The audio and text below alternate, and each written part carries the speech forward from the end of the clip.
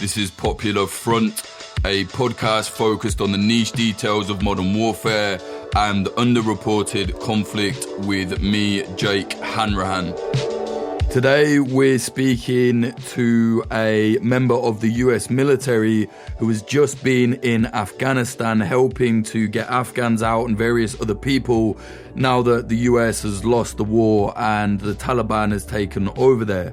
Now, this lad is not really meant to be doing this, so we're not going to name him, but rest assured I have triple checked this guy is who he says he is.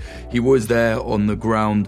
What he's got to say is interesting. The narrative is a little bit different to what we've been hearing in the news. If you like what we're doing, please support us at patreon.com/popularfront. But without revealing too much, maybe just explain what you've been doing in Afghanistan for the last few weeks.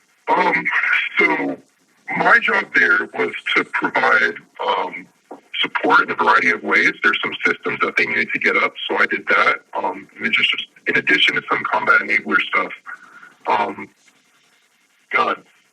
It's basically force protection.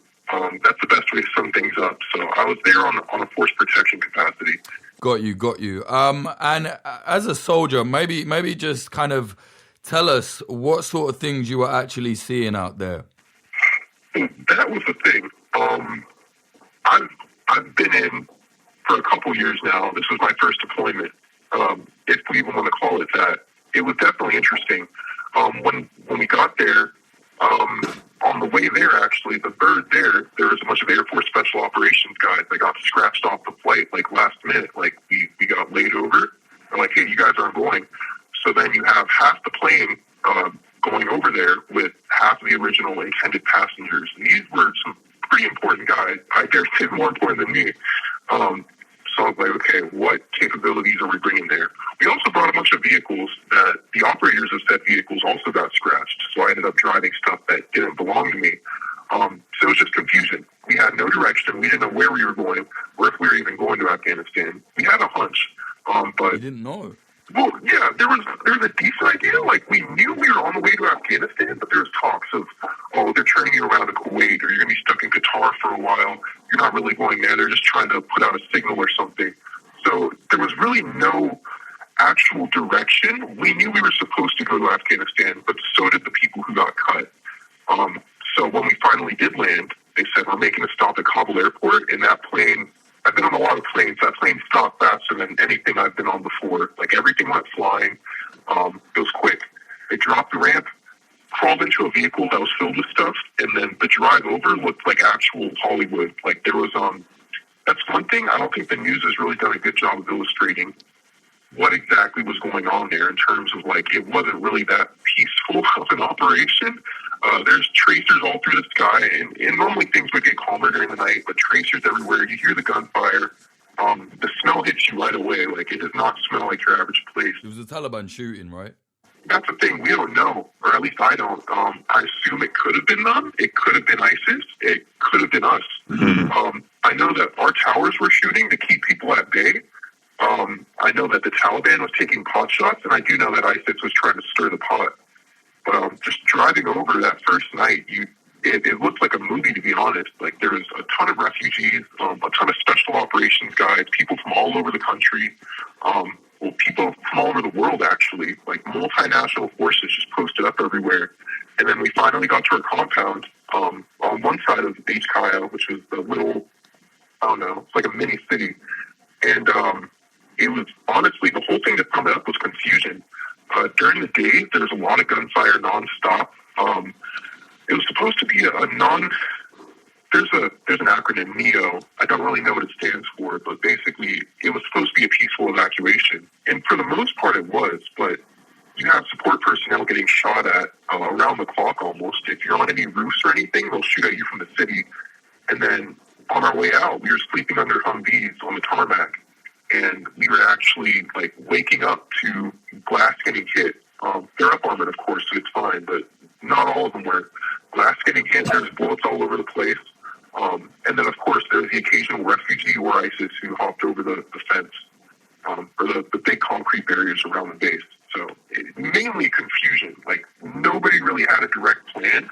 Why did we bring those vehicles that weren't going to get used? We 48 hours in, we were told, after being there, we did our thing. We kept doing our thing. It was a pretty mission essential function. We were told, you're going home. I was like, wow, 48 hours. Like, that's kind of a quick turnaround. We still have a couple more weeks here. And then after that, we stayed in country, legit confused, for another, I think, 6 to 9 days. And during those 6 to 9 days, you got a chance to kind of explore the base and see what was going on. So I did odd ends and jobs and whatnot, just helping out where I could. But for one, the massive amount of stuff that was abandoned there, like, I'm not even talking our own military stuff. You can open up connexes full of flat screen TVs and computers and furniture and food. There was food for days just laying around. When we occupied where we were, there was food being half prepared. That was just kind of left out. And these connexes were stacked to the brim of everything, to include a lot of military equipment too. Lots of contractor stuff. I think 511 and Rocky made a killing out there because you had entire connexes full of their boots. And there's a lot of, nifty Department of State goods laying around, T-shirts, hats, all that cool stuff. But it was crazy to me that we had all this expensive stuff and we're either throwing it into burn pits or just leaving it to lay around, to include some aircraft, which I assume were inoperable, but they were still there. And that's a lot of armor, a lot of uniforms, a lot of equipment that were just laying there. But in terms of what I actually did or what I saw, just constant confusion. Not to say that our leadership was inadequately prepared, but I think that the situation was so very fluid that there really was no way to know what was going to happen. Like, we knew that we were going to push out, but then something about a statement that no U.S. people are going to leave before Afghan refugees leave came out, and then that kind of flip-flopped things. And then also, my own theory is that we wanted to kind of telegraph to, if you see, 12 C-17s flying, you're assuming that they're all loaded to bear. And that's definitely going to that's going to repel any future attacks in my eyes. Like, they're going to think there's more people there than are actually there, because when it's only half full C-17s, or only, 13 people on one, you don't have to evacuate those people later. But the enemy still thinks that you have that capability on the ground with that many people and that many vehicles. That would make sense, that or just poor planning, but either way, a lot of it didn't make sense at all. And what were your superiors saying to all of this? Because it sounds like you were very confused on the ground, but I'm imagining they were quite confused as well. I mean, at the company level, yes. We kind of just got used to, being told 90 different things. The rumor mill was in full circle here. Like, there was no shortage of rumors going on. And you didn't really hear too much from people that high up in the chain.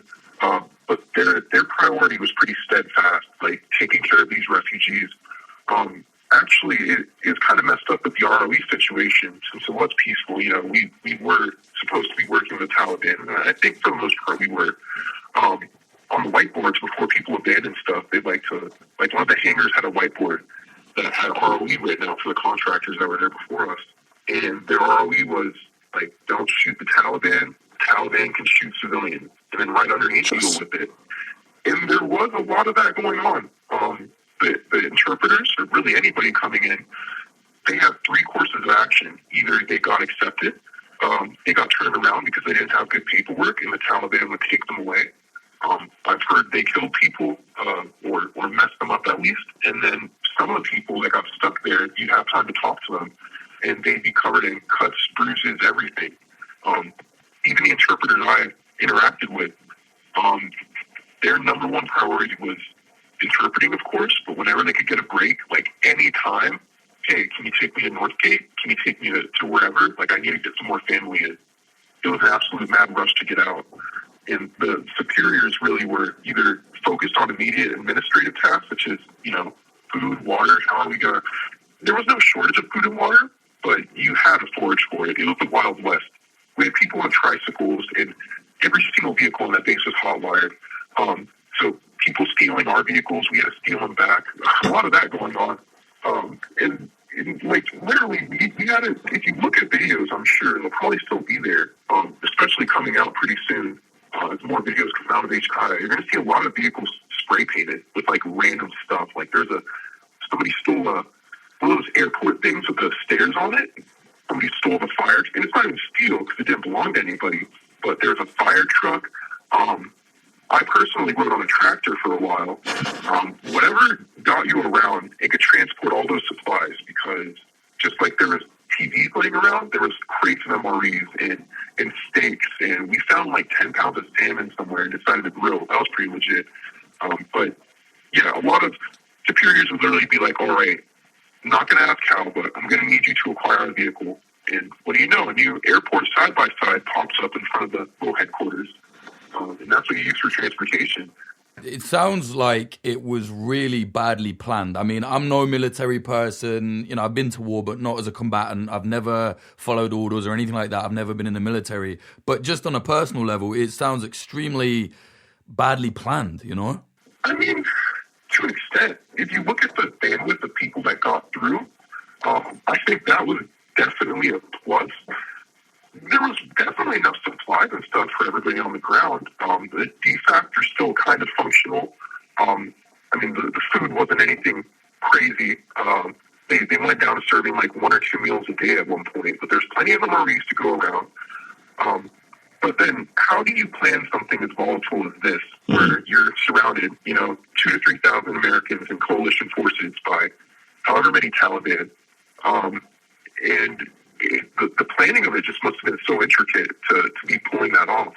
I don't think nobody really said anything. Like, I will say, when the hot wiring was happened, or when, everybody's mentality was either the Taliban takes it or we do. And so you'd see these shops that were just, nobody's running them. Everything's gutted. It's a ghost town, and they have food. Well, the windows are already busted in. Might as well go and get some. You would see some pretty decently high-ranking people, I don't want to call it looting because that seems really shitty. Like, if you see a collapsed building and you're taking stuff out of it, that's kind of the same mentality it was there. It's either we get this food or the Taliban gets this food. It's just anything to keep people's spirits up. But in terms of the planning, like the defense posture for everything we had going on there, from what I understood, was almost impeccable.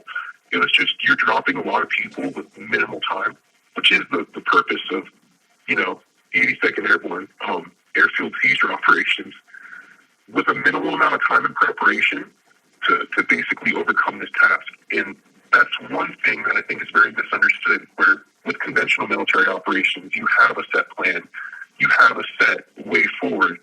But with the way the 82nd trains and operates, it's more of they have this term they call the LGOP, little group of paratroopers.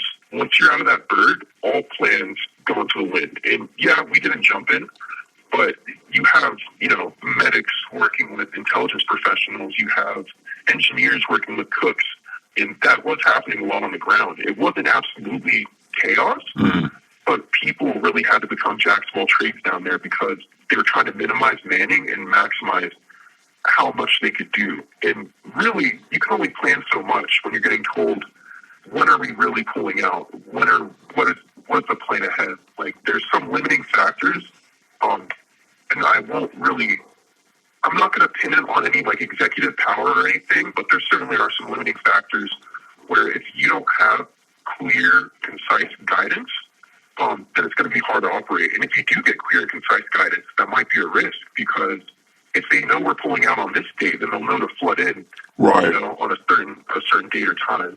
So it's just a risky situation, and it realistically is a lose-lose regardless of how you execute it. Absolutely. Were you in direct contact with the Taliban at any point, or your superiors or whatever?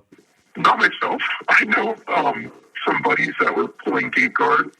Their direct contact was probably a cable length away from them, and the majority of that contact consisted of pretty much shit talking. There's a language barrier, of course, but body language can go a far way. Yeah. And when the Taliban would get sick of that, they'd kind of just give you that universal wave you off, like, go away, we don't like you. There's rumors that people above us were. I mean, you'd have to assume that they were, and that's how things would work.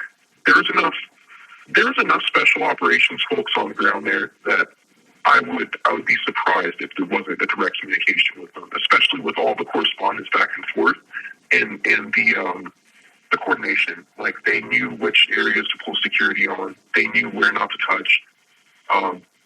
Granted, every single night, every single day, as a matter of fact, calmed down a little bit during the night, but there was very consistent gunfire from all through the city, all through Kabul, over the base, towards the helicopters, towards the aircraft. I don't really think any got hit. It was very inaccurate, but it was there.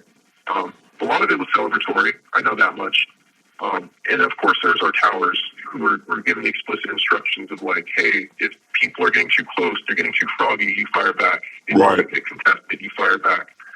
But apart from that, like, the communication really wasn't happening on a company or even brigade level, I feel like. That's interesting. When you spoke to the people that were trying to flee, essentially the people you were helping there, the Afghans, what kind of things were they telling you?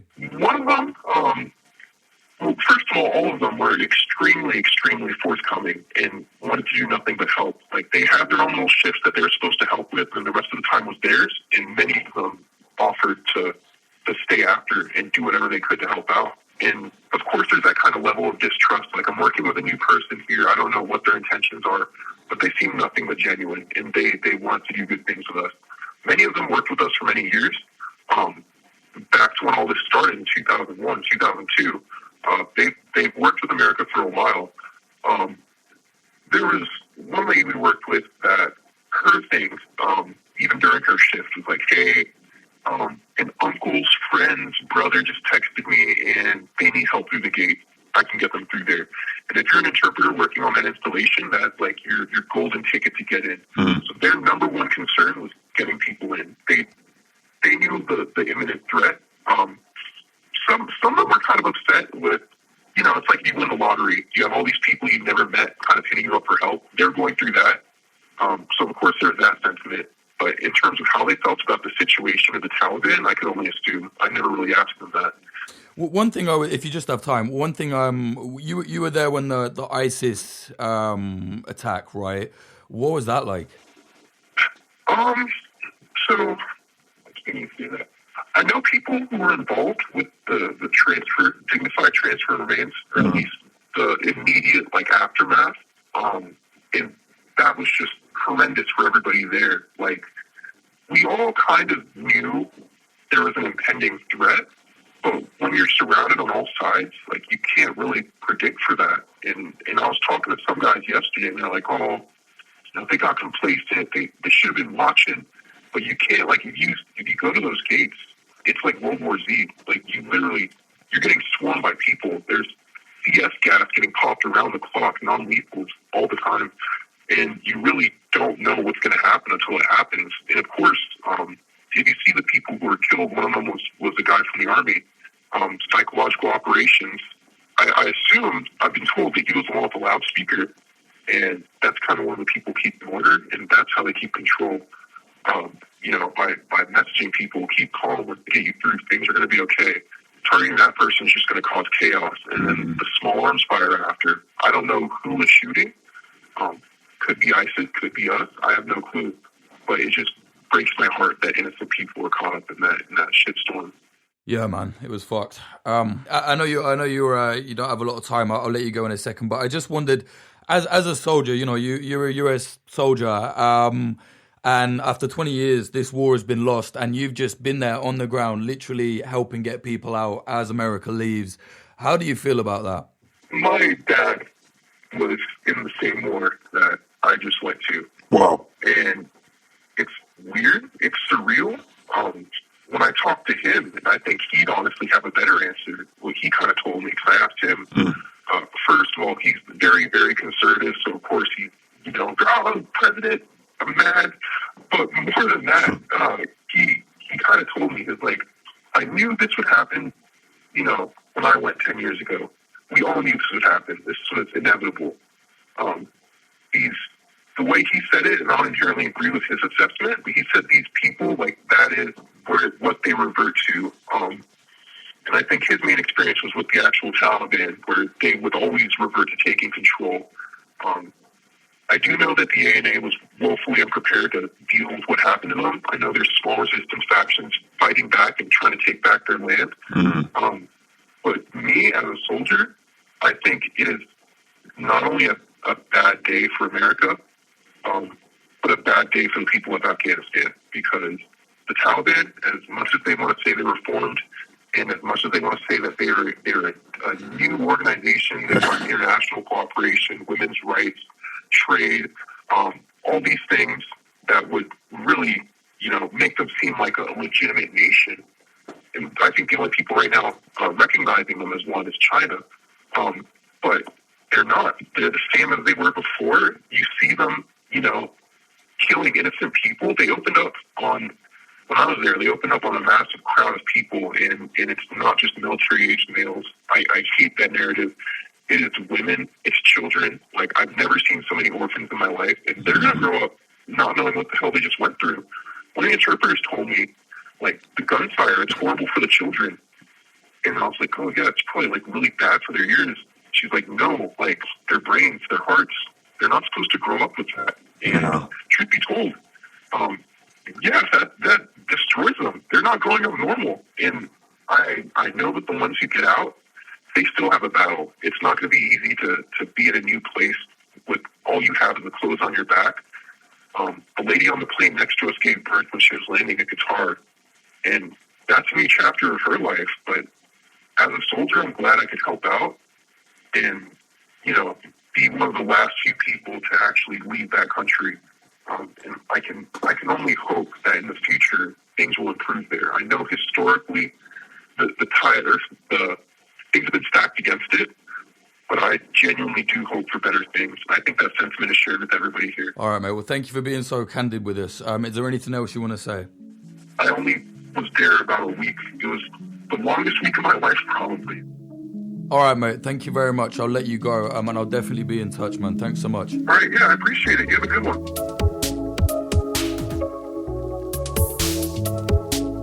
That was an anonymous US soldier speaking about his time very, very recently in Afghanistan. He's literally only just got out. Very interesting. I know it wasn't very long. I know the sound is all fucked up and we had to change his voice, but I'm sure you can understand something like this. This lad is really not meant to be speaking to the media, but he felt that he wanted to put his point across and say what he saw out there, and he chose to speak to Popular Front. So thank you very much to that guy. If you like what we're doing here at Popular Front, please do consider supporting us at patreon.com/popularfront or popularfront.co/support. You can donate in different ways or support us however you want. This episode was sponsored by Oracle Coffee Shop in Portland, Oregon, USA. They're an independent coffee shop business selling only fair trade products. See them at 3875 Southwest Bond Avenue 97239. Tell them that Popular Front sent you. The episode is also sponsored by Grindcore House, a pair of independent coffee shops in Philadelphia, USA. One in South, one in West. Find them on socials at Grindcore House. The episode is also sponsored by Propagandopolis, an outlet selling and writing about historical conflict propaganda from around the world. You can buy their prints at propagandopolis.com. Use promo code POPULARFRONT10 for 10% off. Again, if you want to support us directly, patreon.com/popularfront. Follow us on social media, Instagram at popular.front, Twitter at popularfrontco, youtube.com/popularfront. If you want to find me, at Jake_Hanrahan, HANRAHAN. Find me on wherever I am, Twitter, whatever. Music in this episode, the intro was by Home, and the outro was by Sam Black. Find his music at samblackpf.com. Not going to read the Patreon names for this episode for various reasons, but yeah, check us out, patreon.com/popularfront. This episode was mixed and mastered by our friends at Splicing Block.